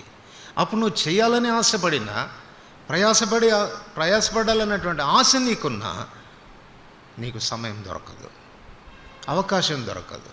కనుక ఉన్న అవకాశాలని మనం సద్వినియోగం చేసుకోవాలి. ఒక మాటలో చెప్పాలంటే దేవుడిచ్చేటువంటి అవకాశాలు తెరవబడిన ద్వారాలు లాంటివి. అందులో ప్రవేశించాలి, వెంటనే ప్రవేశించాలి. యోహాను సువార్త 12వ అధ్యాయం. యోహాను సువార్త 12వ అధ్యాయం 3వ వచనం. యోహాను సువార్త 12వ అధ్యాయం 3వ వచనం. అప్పుడు మరియా మిక్కిలి విలువగల అచ్చ జటామాంస అత్తరు ఒక సేరునర ఎత్తు తీసుకొని యేసు పాదములకు పూసి తన తల వెంట్రుకలతో ఆయన పాదములు తుడిచెను. ఇల్లు అత్తర వాసనతో నిండెను. 7-8 వచనాలు కలిసి చదువుకుంటాం. కాబట్టి యేసు, నన్ను పాతిపెట్టు దినమునకు ఆమెను దీన్ని ఉంచుకొననీడి. బీదలు ఎల్లప్పుడూ మీతో కూడా ఉందురు కానీ నేను ఎల్లప్పుడూ మీతో ఉండననే చెప్పాను. ప్రభు కొరకు అర్పణ చేయాల్సి వచ్చినప్పుడు మరియా అనుకూలమైన సమయాన్ని సద్వినియోగం చేసుకుంటా ఉంది. నాకు మరల నా ప్రభు దొరుకుతాడో దొరకడో, కనుక నాకు ఇవ్వబడిన ఈ ఆపర్చునిటీని నేను వినియోగించుకుంటాను అని ప్రభు ఉన్నప్పుడే ఆ అత్తరుబుడ్డి పగలగొట్టి తన పాదాల మీద పోసింది. ఇల్లు అత్తరవాసనతో. ఇస్కరియోతు యూదా అంటున్నాడు, ఇంత విలువైనటువంటి దాన్ని నువ్వు ఎందుకు పాడు చేసావు, అమ్మి బీదలకి ఇవ్వచ్చు కదా అంటే ప్రభు ఏమన్నా దాన్ని సమర్థించాడా? లేదు. బీదలు ఎల్లప్పుడూ మీ దగ్గర ఉంటారు, నేను ఉండను కదా ఎప్పుడు మీ దగ్గర. ఆమెను నా భూస్థాపన నిమిత్తం దీన్ని ఉంచుకొననీయుడి అన్నాడు. అంటే ఇక మామూలుగా చెప్పాలంటే మరొక సువార్తలో రాస్తాడు, నా భూస్థాపన నిమిత్తం ఆమె నన్ను అభిషేకించింది అని అంటాడు. సర్వసాధారణంగా వారికి ఉన్నటువంటి ఆచార ప్రకారంగా వాళ్ళు ఆ శవం దగ్గరికి వెళ్ళి ఆ శవానికి పరిమళ ద్రవ్యాలని పూసి వారు ఆ రీతిగా ఆ శవాన్ని భద్రపరిచేటువంటి ప్రక్రియలో వారు చేసేటువంటి ఒక అలవాటు, ఆచారం ఇది. అంచేతనే ఆదివారాన్ని తెల్లవారుజామునే స్త్రీలు అక్కడికి ఆయన దేహానికి పరిమళ ద్రవ్యాలు పూయడానికని వెళ్ళారు. కానీ అప్పటికి యేసు అక్కడ లేడు, లేచిపోయాడు. మీరు అక్కడ చదవచ్చు, ఆ ప్రదేశంలో మరియ కనపడదు. మరియకున్నటువంటి భవిష్యత్ జ్ఞానం ఏంటనంటే, నా ప్రభువుకు నేను ఈ పని చేయాలి, కానీ అప్పుడు ఆయన దొరకడు కాబట్టి ఇప్పుడే చేసేస్తాను ఆ పని అని అవకాశం ఉండగానే అవకాశాన్ని సద్వినియోగం చేసుకో.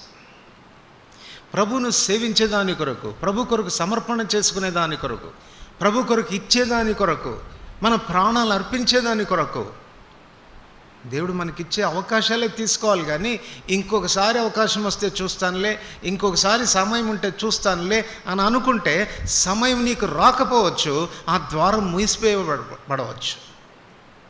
కార్యానుకూలమైన సమయం నాకు ప్రాప్తించింది, దేవుడు నా ముందుకు తీసుకొచ్చాడు అవకాశాన్ని, లెట్ మీ డూ ఇట్ అన్నటువంటి విధానంలో మనం ప్రభు కొరకు పని చేయాలి. ద్వారం మూసేసిన తర్వాత ఏం చేస్తావు? అవకాశం నీకు దొరకదు.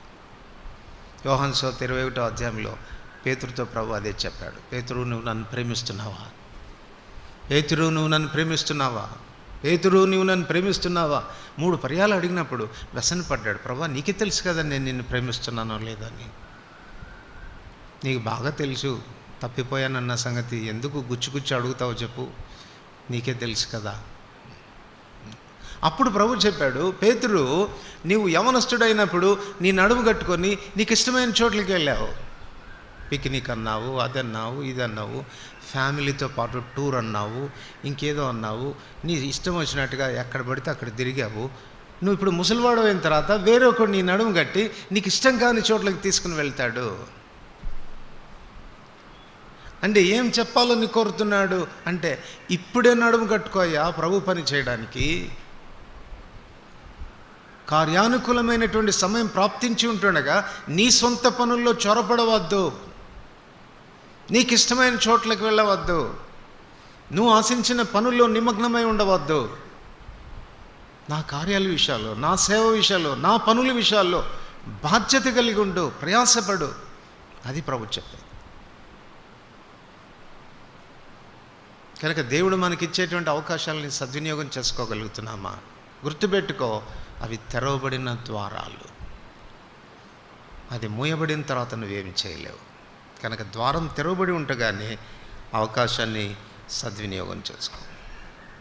లూకాసు వార్త 24వ అధ్యాయం, లూకాసు వార్త 24వ అధ్యాయం 31వ వచనం అందరికి కలిసి చదువుకుంటాం. లూకాసు వార్త 24వ అధ్యాయం 31వ వచనం, వారి కన్నులు తెరవబడి ఆయనను గుర్తుపట్టిరి, అంతటా ఆయన వారికి అదృశ్యుడాయను. ఇప్పుడు 45వ వచనం, అప్పుడు వారు లేఖనములు గ్రహించినట్లుగా ఆయన వారి మనస్సులు తెరచి, he opened there ice and he also opened their understanding. వారి నేత్రాలు తెరిచాడు, వారి గ్రాహ్యము కూడా దేవుడు తెరచాడు. దేవుడు తెరిచేది దేని కొరకు అంటే ఇక్కడ రెండు విషయాలు మనకు అర్థమవుతుంది. ఒకటి, మనం ఆయనను గుర్తుపట్టడానికి, లేక ఆయనను ఎరగడానికి, ఆయనను తెలుసుకోవడానికి.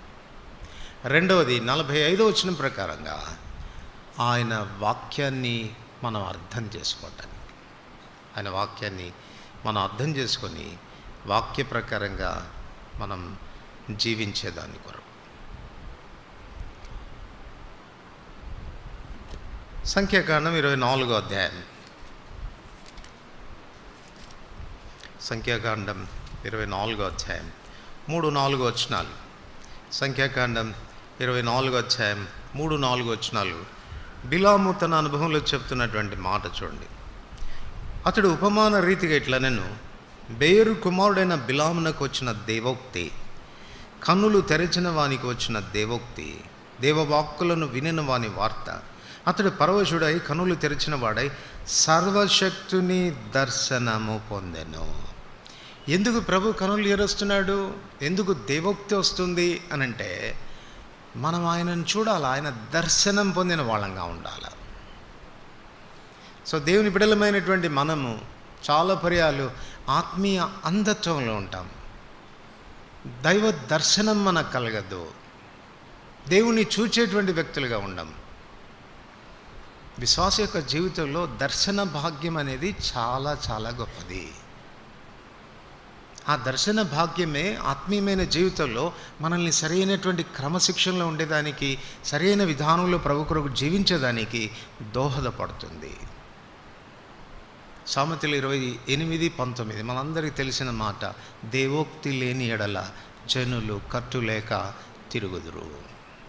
ఇంగ్లీష్లో where there is no vision people will perish. ఎక్కడ దర్శనం ఉండదో అక్కడ ప్రజలు కట్టులేని జీవితం ఉంటుంది, భయభక్తులు లేని జీవితం ఉంటుంది, విచ్చలవిడి జీవితం ఉంటుంది, తద్వారా నశించిపోతారు. ఓ మాటలో చెప్పాలంటే సర్వశక్తుని దర్శనం దేవుని ఎడల మనకు భయభక్తులు పుట్టిస్తుంది. నిజమైన భయం, ఆయనంటే భయం అనేది ఏర్పడేటట్టు చేస్తుంది. భూమి మీద బ్రతికిన దినాల్లో యేసుప్రభు శిష్యుడైనటువంటి యోహాను యేసు రొమ్మున అనుకునేవాడు, అంత సమీపంగా రాసుకొని పూసుకొని ఉండేవాడు. కానీ ప్రకటన గ్రంథం 1వ అధ్యాయంలో ప్రభు తన మహిమలో ప్రత్యక్షమైనప్పుడు, ప్రధాన యాజకుడిగా ప్రత్యక్షమైనప్పుడు 17వ వచనంలో అంటాడు, నేను ఆయనను చూడగానే చచ్చిన వాని వలె ఆయన పాదముల మీద పడుతుంది. అదిరిపోయాడు, భయపడ్డాడు. అమ్మో, ఈయన స్వరూపం ఇదా? ఆయన దర్శనము యోహానుకు భయాన్ని పుట్టించింది. దానియేలు గ్రంథం 10వ అధ్యాయంలో దానియేలు కూడా దర్శనం పొందాడు. దానియేలు దర్శనం పొందినప్పుడు ఏం జరిగిందో చదవండి. దానియేలు గ్రంథం 10వ అధ్యాయం, దానియేలు గ్రంథం 10వ అధ్యాయం 8-9 వచనాలు. దానియేలు గ్రంథం 10వ అధ్యాయం 8-9 వచనాలు కలిసి చదువుకుంటాం. నేను ఒంటరినై ఈ గొప్ప దర్శనము చూచినందున నాలో బలమేమీ లేకపోయాను. నా సొగసు వికారమాయను, బలము నాయందు నిలవలేదు. నేను అతని మాటలు విని నేను నేలను సాష్టాంగపడి గాఢ నిద్ర పొందిన వాడనైతిని. కోమాలోకి వెళ్ళిపోయాడంట. ఎవరు? దానియేలు. ఆయన దర్శన భాగ్యం కలిగినప్పుడు ఎంత భయం వేసిందంటే తనకున్న బలమంతా పోయింది. మౌని అయిపోయాడు, మాటలు రావడం లేదు, మాటలు పెగలటం లేదు, చివరికి గాఢ నిద్రలోకి వెళ్ళిపోయాడంట. సో దైవ దర్శనము మనకు భయాన్ని పుట్టిస్తుంది, ఆయనందలి భయభక్తులు మనకు పుట్టిస్తుంది. అంచేతనే దేవుని దర్శన భాగ్యం మనకు కలుగునట్లుగా మన మనోనేత్రాలు వెలిగించబడ్డం, మన కళ్ళు తెరవబడ్డం, మన గ్రాహ్యం తెరవబడ్డం అవసరమైనటువంటి విషయం. రెండవది, ఎక్కడ మీరు చూసినా కూడా దర్శన భాగ్యం కలిగిన చోట్లెల్లా కూడా దేవుడు మనకు ఒక బాధ్యతను అప్పగిస్తున్నట్లుగా మనం చూడవచ్చు. ఎవరికైతే దర్శన భాగ్యం కలుగుతుందో వాళ్ళు రెస్పాన్సిబుల్ బ్రదర్స్ అవుతారు, రెస్పాన్సిబుల్ సిస్టర్స్ అవుతారు. అంటే దాని అర్థం ఏంటంటే బాధ్యత కలిగిన సహోదరి సహోదరులు అవుతారు వాళ్ళు. అంటే వాళ్ళ బాధ్యత ఏంటో వాళ్ళకి అర్థమవుతుంది, వాళ్ళు ఏం చేయాలో అన్నటువంటి వారికి విషయం అర్థమవుతుంది. ఆ విషయంలో వారు కార్యోన్ముఖులు అవుతారు. ఉదాహరణకు నిర్గమ 3వ అధ్యాయంలో ఆ మండుచున్న పొదలో మోషేకి దర్శనం కలిగింది. ప్రభువును చూచాడు. అసలు అది పొద ఏదో మండుతుందని అనుకొని పోయాడు, కానీ వెన్న అక్కడి నుంచి ఒక స్వరం వినపడుతున్నప్పుడు మోషే మోషే అని ప్రభు తనతో మాట్లాడుతూ, నీవు నిలిచిన ప్రదేశం పరిశుద్ధమైంది, నీ చెప్పులు విడువు అని ప్రభు తనతో మాట్లాడడం విన్నప్పుడు భయపడిపోయాడు. దర్శన భాగ్యం కలిగింది. తర్వాత ఏం జరిగింది చెప్పండి? రెస్పాన్సిబిలిటీ వచ్చింది. అప్పుడు ప్రభు ఎందుకు దర్శనమిచ్చాడో చెప్పాడు. నా ప్రజల బాధను నిశ్చయంగా నేను చూచాను. ఇశ్రాయేల్లో వారు ఐగుప్తులు వారు కష్టపెట్టబడ్డాన్ని నేను చూచాను. వారి దుస్థితి నాకు తెలిసింది. కాగా రమ్ము, నేను వారి యుద్ధకు నేను పంపిస్తాను. సో దర్శనం అనేది రెస్పాన్సిబిలిటీని ఇస్తుంది, బాధ్యతనిస్తుంది. మన కర్తవ్యం ఏంటో మనకు అర్థమవుతుంది. ప్రభు మనతో చెప్తాడు, నువ్వు ఇలా ఉండాలి, నువ్వు ఇది చేయాలి అని బాధ్యతని మనకు అప్పగిస్తాడు. ఇర్మియా గ్రంథం 1వ అధ్యాయంలో కూడా చూడండి. ఇర్మియా గ్రంథం 1వ అధ్యాయం, ఇర్మియా విషయంలో జరిగింది. 1వ అధ్యాయం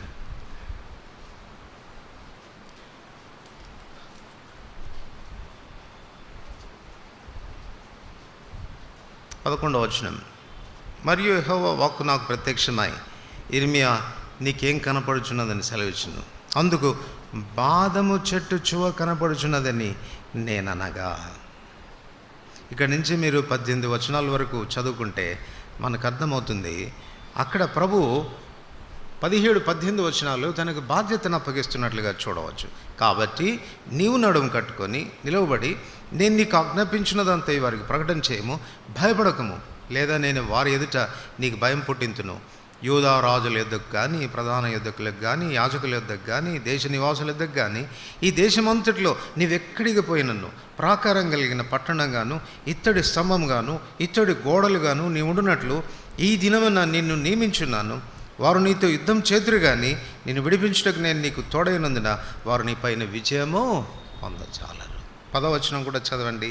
10వ వచనం కూడా, ఇదిగో పెళ్ళగించుటకును విరగొట్టుటకును, నశింపచేయుటకును పడద్రోయుటకును, కట్టుటకును నాటుటకును నేను ఈ దినమున జనముల మీదను రాజ్యముల మీదను నిన్ను నియమించి ఉన్నాను.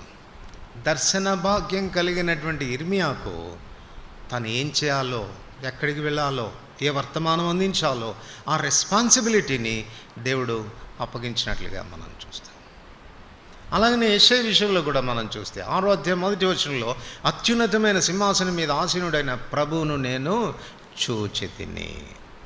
ఆ తర్వాత ప్రభు అంటాడు, క్రిందికి వస్తే 9వ వచనంలో, 6వ అధ్యాయం 9వ వచనం,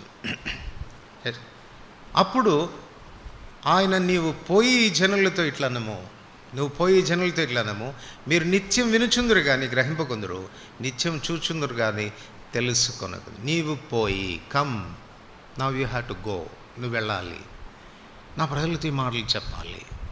సో ఈ విధానంలో మనం ఆలోచిస్తే దర్శన భాగ్యం కలిగిన ప్రతి వ్యక్తికి కూడా దేవుడు ఒక రెస్పాన్సిబిలిటీ, బాధ్యత, వాళ్ళు చేయాల్సిన పనిని వారికి అప్పగించినట్టుగా మనం చూస్తాం. ఇది వాస్తవమైతే మన కళ్ళు తెరవబడ్డాయా? ఆత్మీయ నేత్రాలు తెరవబడ్డాయా? కన్నులు తెరచిన వాని దేవోక్తి. దేవుడు నాకు ఇలా చెప్పాడు, ఇలా చేయమన్నాడు. బిలాము చెబుతున్నటువంటి మాట, నాకు ఒక బాధ్యత అప్పగించాడు. ఈ దినాన విచారకరమైన సంగతి ఏంటంటే, దేవుని ప్రజలమే కానీ ఏం చేయాలో మనకు తోచదు, ఏం చేయాలో మనకు తెలియదు, మన బాధ్యత ఏంటో మనకు తెలియదు, మన రెస్పాన్సిబిలిటీ ఏంటో దేవుడు మనకి ఏం అప్పగించాడో మనకు తెలియదు. దర్శనం కలిగిందా నీకు? దేవుడిని చూడగలుగుతున్నావా? ఆయన చూచినట్లుగా దేవుడిని కళ్ళు తెరిచాడా? ఆయన సంగతులు నీకు అర్థమవునట్లుగా, ఆయన తలంపులు, ఆయన ఉద్దేశాలు నీకు అర్థమవునట్లుగా నీ గ్రాహ్యాన్ని తెరిచాడా?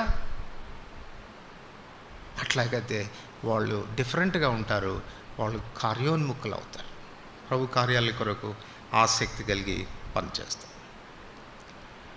మూడవదిగా మనం ఆలోచిస్తే దర్శన భాగ్యం అనేటువంటిది మన ఆదరణ కొరకు, మన ఆదరణ కొరకు. కొన్నిసార్లు దేవుడు మనల్ని ఆదరించడానికి, ధైర్యపరచడానికి దర్శనం ఇస్తాడు. ప్రకటన గ్రంథం 1వ అధ్యాయం 10వ వచనంలో, ప్రభు దినమందు నేను ఆత్మవశుడనై ఉండగా, ఆ ప్రభు నాకు దర్శనం ఇచ్చాడు, నాకు కనపడ్డాడు, నాకు కనపడి నన్ను ధైర్యపరిచాడు. యోహానుకున్నటువంటి బాధ ఏంటంటే, పద్మాసు ద్వీపంలో తాను ప్రవాసైనప్పుడు తాను ఎక్కువగా తనకు కలిగిన దుఃఖాన్ని, తనకు కలిగిన శ్రమను బట్టి తాను బాధపడటం లేదు, కానీ వారు సువార్త ప్రకటించి స్థాపించినటువంటి సంఘాల విషయాలు ఏమవుతుంది, అపొస్తలమైనటువంటి మాకే ఇట్లాంటి గతి పడితే, ఈ 7 నక్షత్రాలు చివరి వచనంలో రాస్తాడు, 7 సంఘములకు దూతలు సంఘానికి ప్రతినిధులుగా ఉన్నారు. ఒక మాటలో చెప్పాలనంటే ఆ 7 నక్షత్రాలు 7 సంఘాలు అని చెప్పవచ్చు. నువ్వు అనుకుంటున్నావు సంఘాలు పాడైపోతుందని.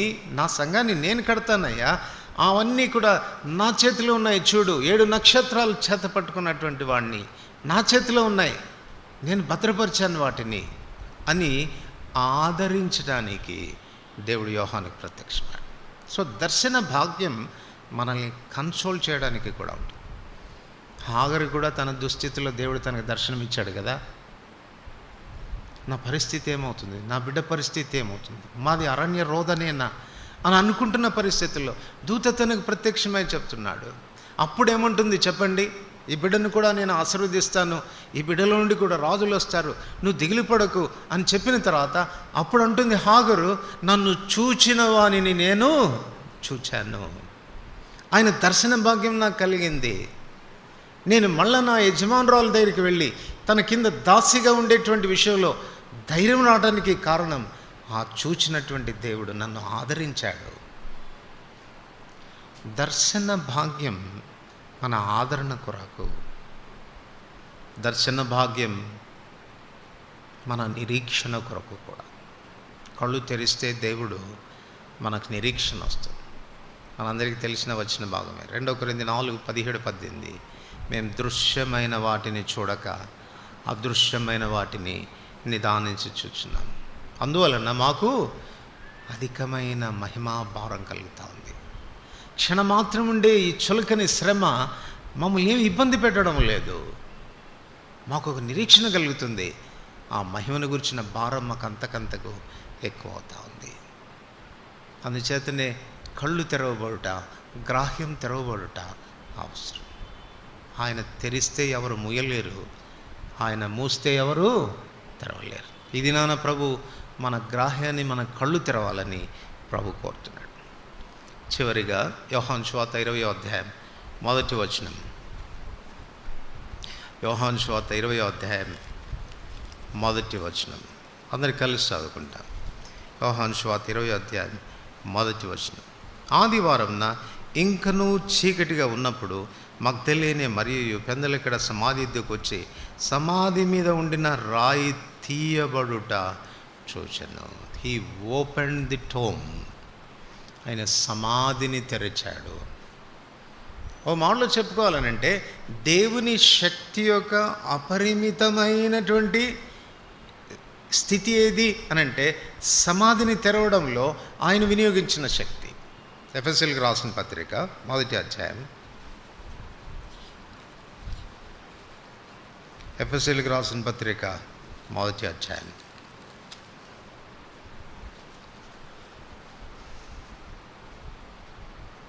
20వ వచనం. ఆయన ఆ బలాతిశయం చేత క్రీస్తును మృతుల్లో నుండి లేపి. పాత నిబంధన భక్తులు దేవుని యొక్క శక్తి యొక్క అపరిమితమైన మహాత్యాన్ని గురించి ఆలోచించాల్సి వచ్చినప్పుడు వాళ్ళు ఏం ఆలోచించేవాళ్ళు తెలుసా? ఆయన కలిగజేసిన సృష్టిని ఆలోచించేవాళ్ళు. ఆకాశ మండలాన్ని గూర్చి, సూర్యుని గూర్చి, నక్షత్రాలను గూర్చి, చంద్రులను గూర్చి, వీటిని ఆలోచించి ఇవే ఇంత ప్రభావం గలవాడైతే ఈ దేవుడు ఇంకెంత ప్రభావం గలవాడై ఉంటాడో అని సృష్టిని బట్టి ఆయన నిత్య శక్తిని అంచనా వేసేవాళ్ళు. అందుకే రోమా 1వ అధ్యాయంలో కూడా మనం చదువుతాం, ఆయన నిత్య శక్తి, ఆయన దైవత్వము, ఆయన సృష్టించిన వస్తువులను ఆలోచించటం వలన తేటపడుచున్నవి కదా అని.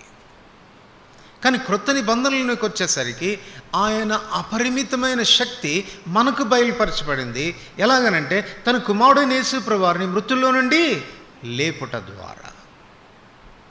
సమాధిని తెరుచుటలో ఆయన వినియోగించిన శక్తి ఆయన ఇప్పుడు వరకు వినియోగించిన అన్ని శక్తుల కంటే గొప్పది. తన కుమారుని సమాధి తెరిచిన దేవుడు రేపు మన సమాధులు కూడా తెరుస్తాడు. మన సమాధులు కూడా తెరుస్తాడు. అందుకే 1 కొరింథీ 15:55 మనం చదువుతాం, ఓ మరణమా నీ విజయం ఎక్కడా. మనకి తెలుగులో 2 సార్లు ఓ మరణమా ఓ మరణమా అని రాయబడింది. ఇంగ్లీష్ బైబిల్లో ఓ మరణమా, ఓ డెత్, ఓ గ్రేవ్, ఓ సమాధి నీ విజయం ఎక్కడ అని రాదు.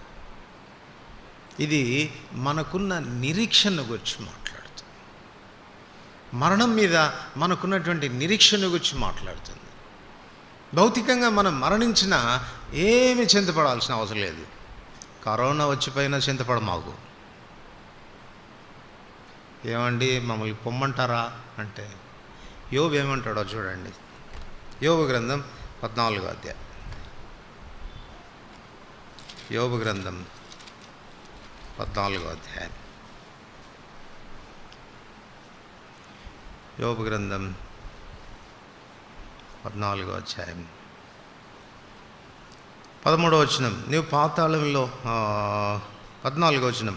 మరణమైన తర్వాత నరులు బ్రతుకుదురా, అలాగుండిన ఎడల నాకు విడుదల కలుగు వరకు నా యుద్ధ దినములన్నీ నేను కనిపెట్టి ఉందును. ఇప్పుడు 13వ వచనం చదవండి.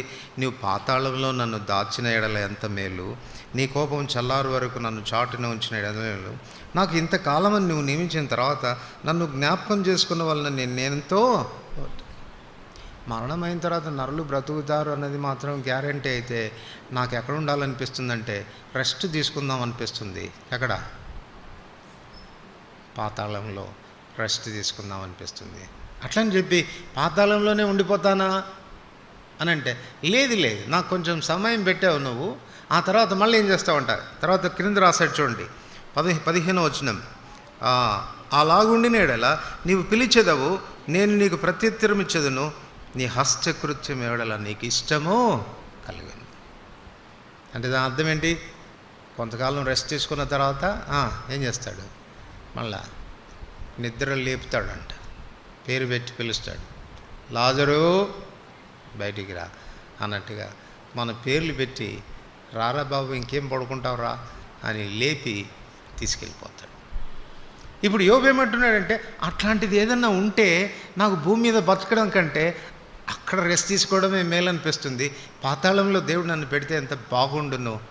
కొంతకాలం అయిన తర్వాత మళ్ళీ పిలుస్తాడుగా, నా మీద ఆయనకి ఇష్టం కలుగుతుందిగా, నా పేరు పెట్టి పిలుస్తాడుగా, అప్పుడు మేలుకుంటాను అంటున్నాడు. లోకంలో ఎవరికి ఉందండి ఈ నిరీక్షణ? ఏ దేవుడు ఇట్లాంటి నిరీక్షణ ఇవ్వగలడు?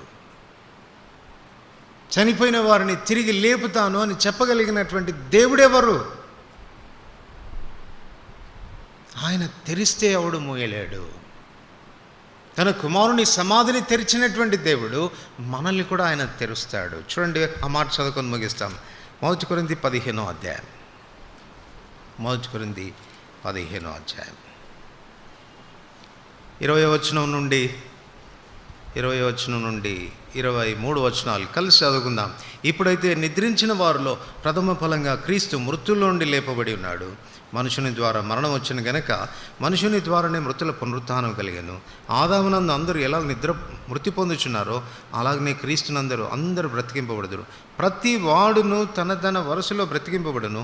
ప్రథమ ఫలం క్రీస్తు, ఆ తర్వాత క్రీస్తు వచ్చినప్పుడు ఆయన వారు బ్రతికింపబడుదురు. ఇది మనకున్న శుభప్రదమైన నిరీక్షణ. తెరిచేదానికి శక్తి కలిగిన వాడు, గ్రంథాన్ని తెరిచినటువంటి వాడు, అన్ని జనులమైనటువంటి మనం రక్షించబడుటకై రక్షణ ద్వారాన్ని తెరిచినటువంటి వాడు, కార్యానుకూలమైనటువంటి సమయాన్ని ప్రభు కొరకు సేవ చేసేదానికి, సమర్పణ చేసేదానికి, త్యాగం చేసుకోవడానికి అవకాశాలు అనేటువంటి ద్వారాలని తెరిచేటువంటి దేవుడు. అంత మాత్రమే కాదు, మన కళ్ళు తెరిచే దేవుడు, దర్శనం అనుగ్రహించే దేవుడు. తద్వారా ఆ దర్శన భాగ్యం ద్వారా ఆయన యందు భయభక్తులు కలిగిన వారమై, మనకు అప్పగించినటువంటి బాధ్యతనేంటో ఎరిగినటువంటి వారమై, నిరీక్షణతో ఆదరణతో ప్రభు రాకడ కొరకు ఎదురు చూచే వ్యక్తులుగా మనల్ని చేయగలిగిన వాడు. అంత మాత్రమే కాదు, మనం ఈ లోకాన్ని ఒకవేళ వదిలిపెట్టాల్సి వస్తే, మరణం ఆసన్నమైతే భయం లేకుండా చేశాడు. మరణం యొక్క బలాన్ని నిర్వీర్యం చేశాడు. మృతుల్లోండి తిరిగి లేచాడు. సమాధిని తెరిచాడు.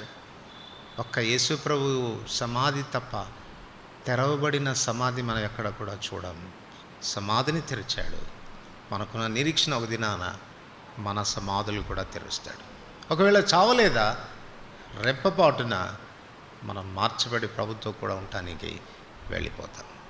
ఇటువంటి నిరీక్షణ యేసుక్రీస్తు ప్రభులో తప్ప మరెక్కడ మనం చూడం. కనుక ఇట్టి శక్తి సంపన్నుడైనటువంటి దేవుడు మన దేవుడుగా ఉండడం ఎంత ఆశీర్వాదం. ప్రార్థన చేసుకో.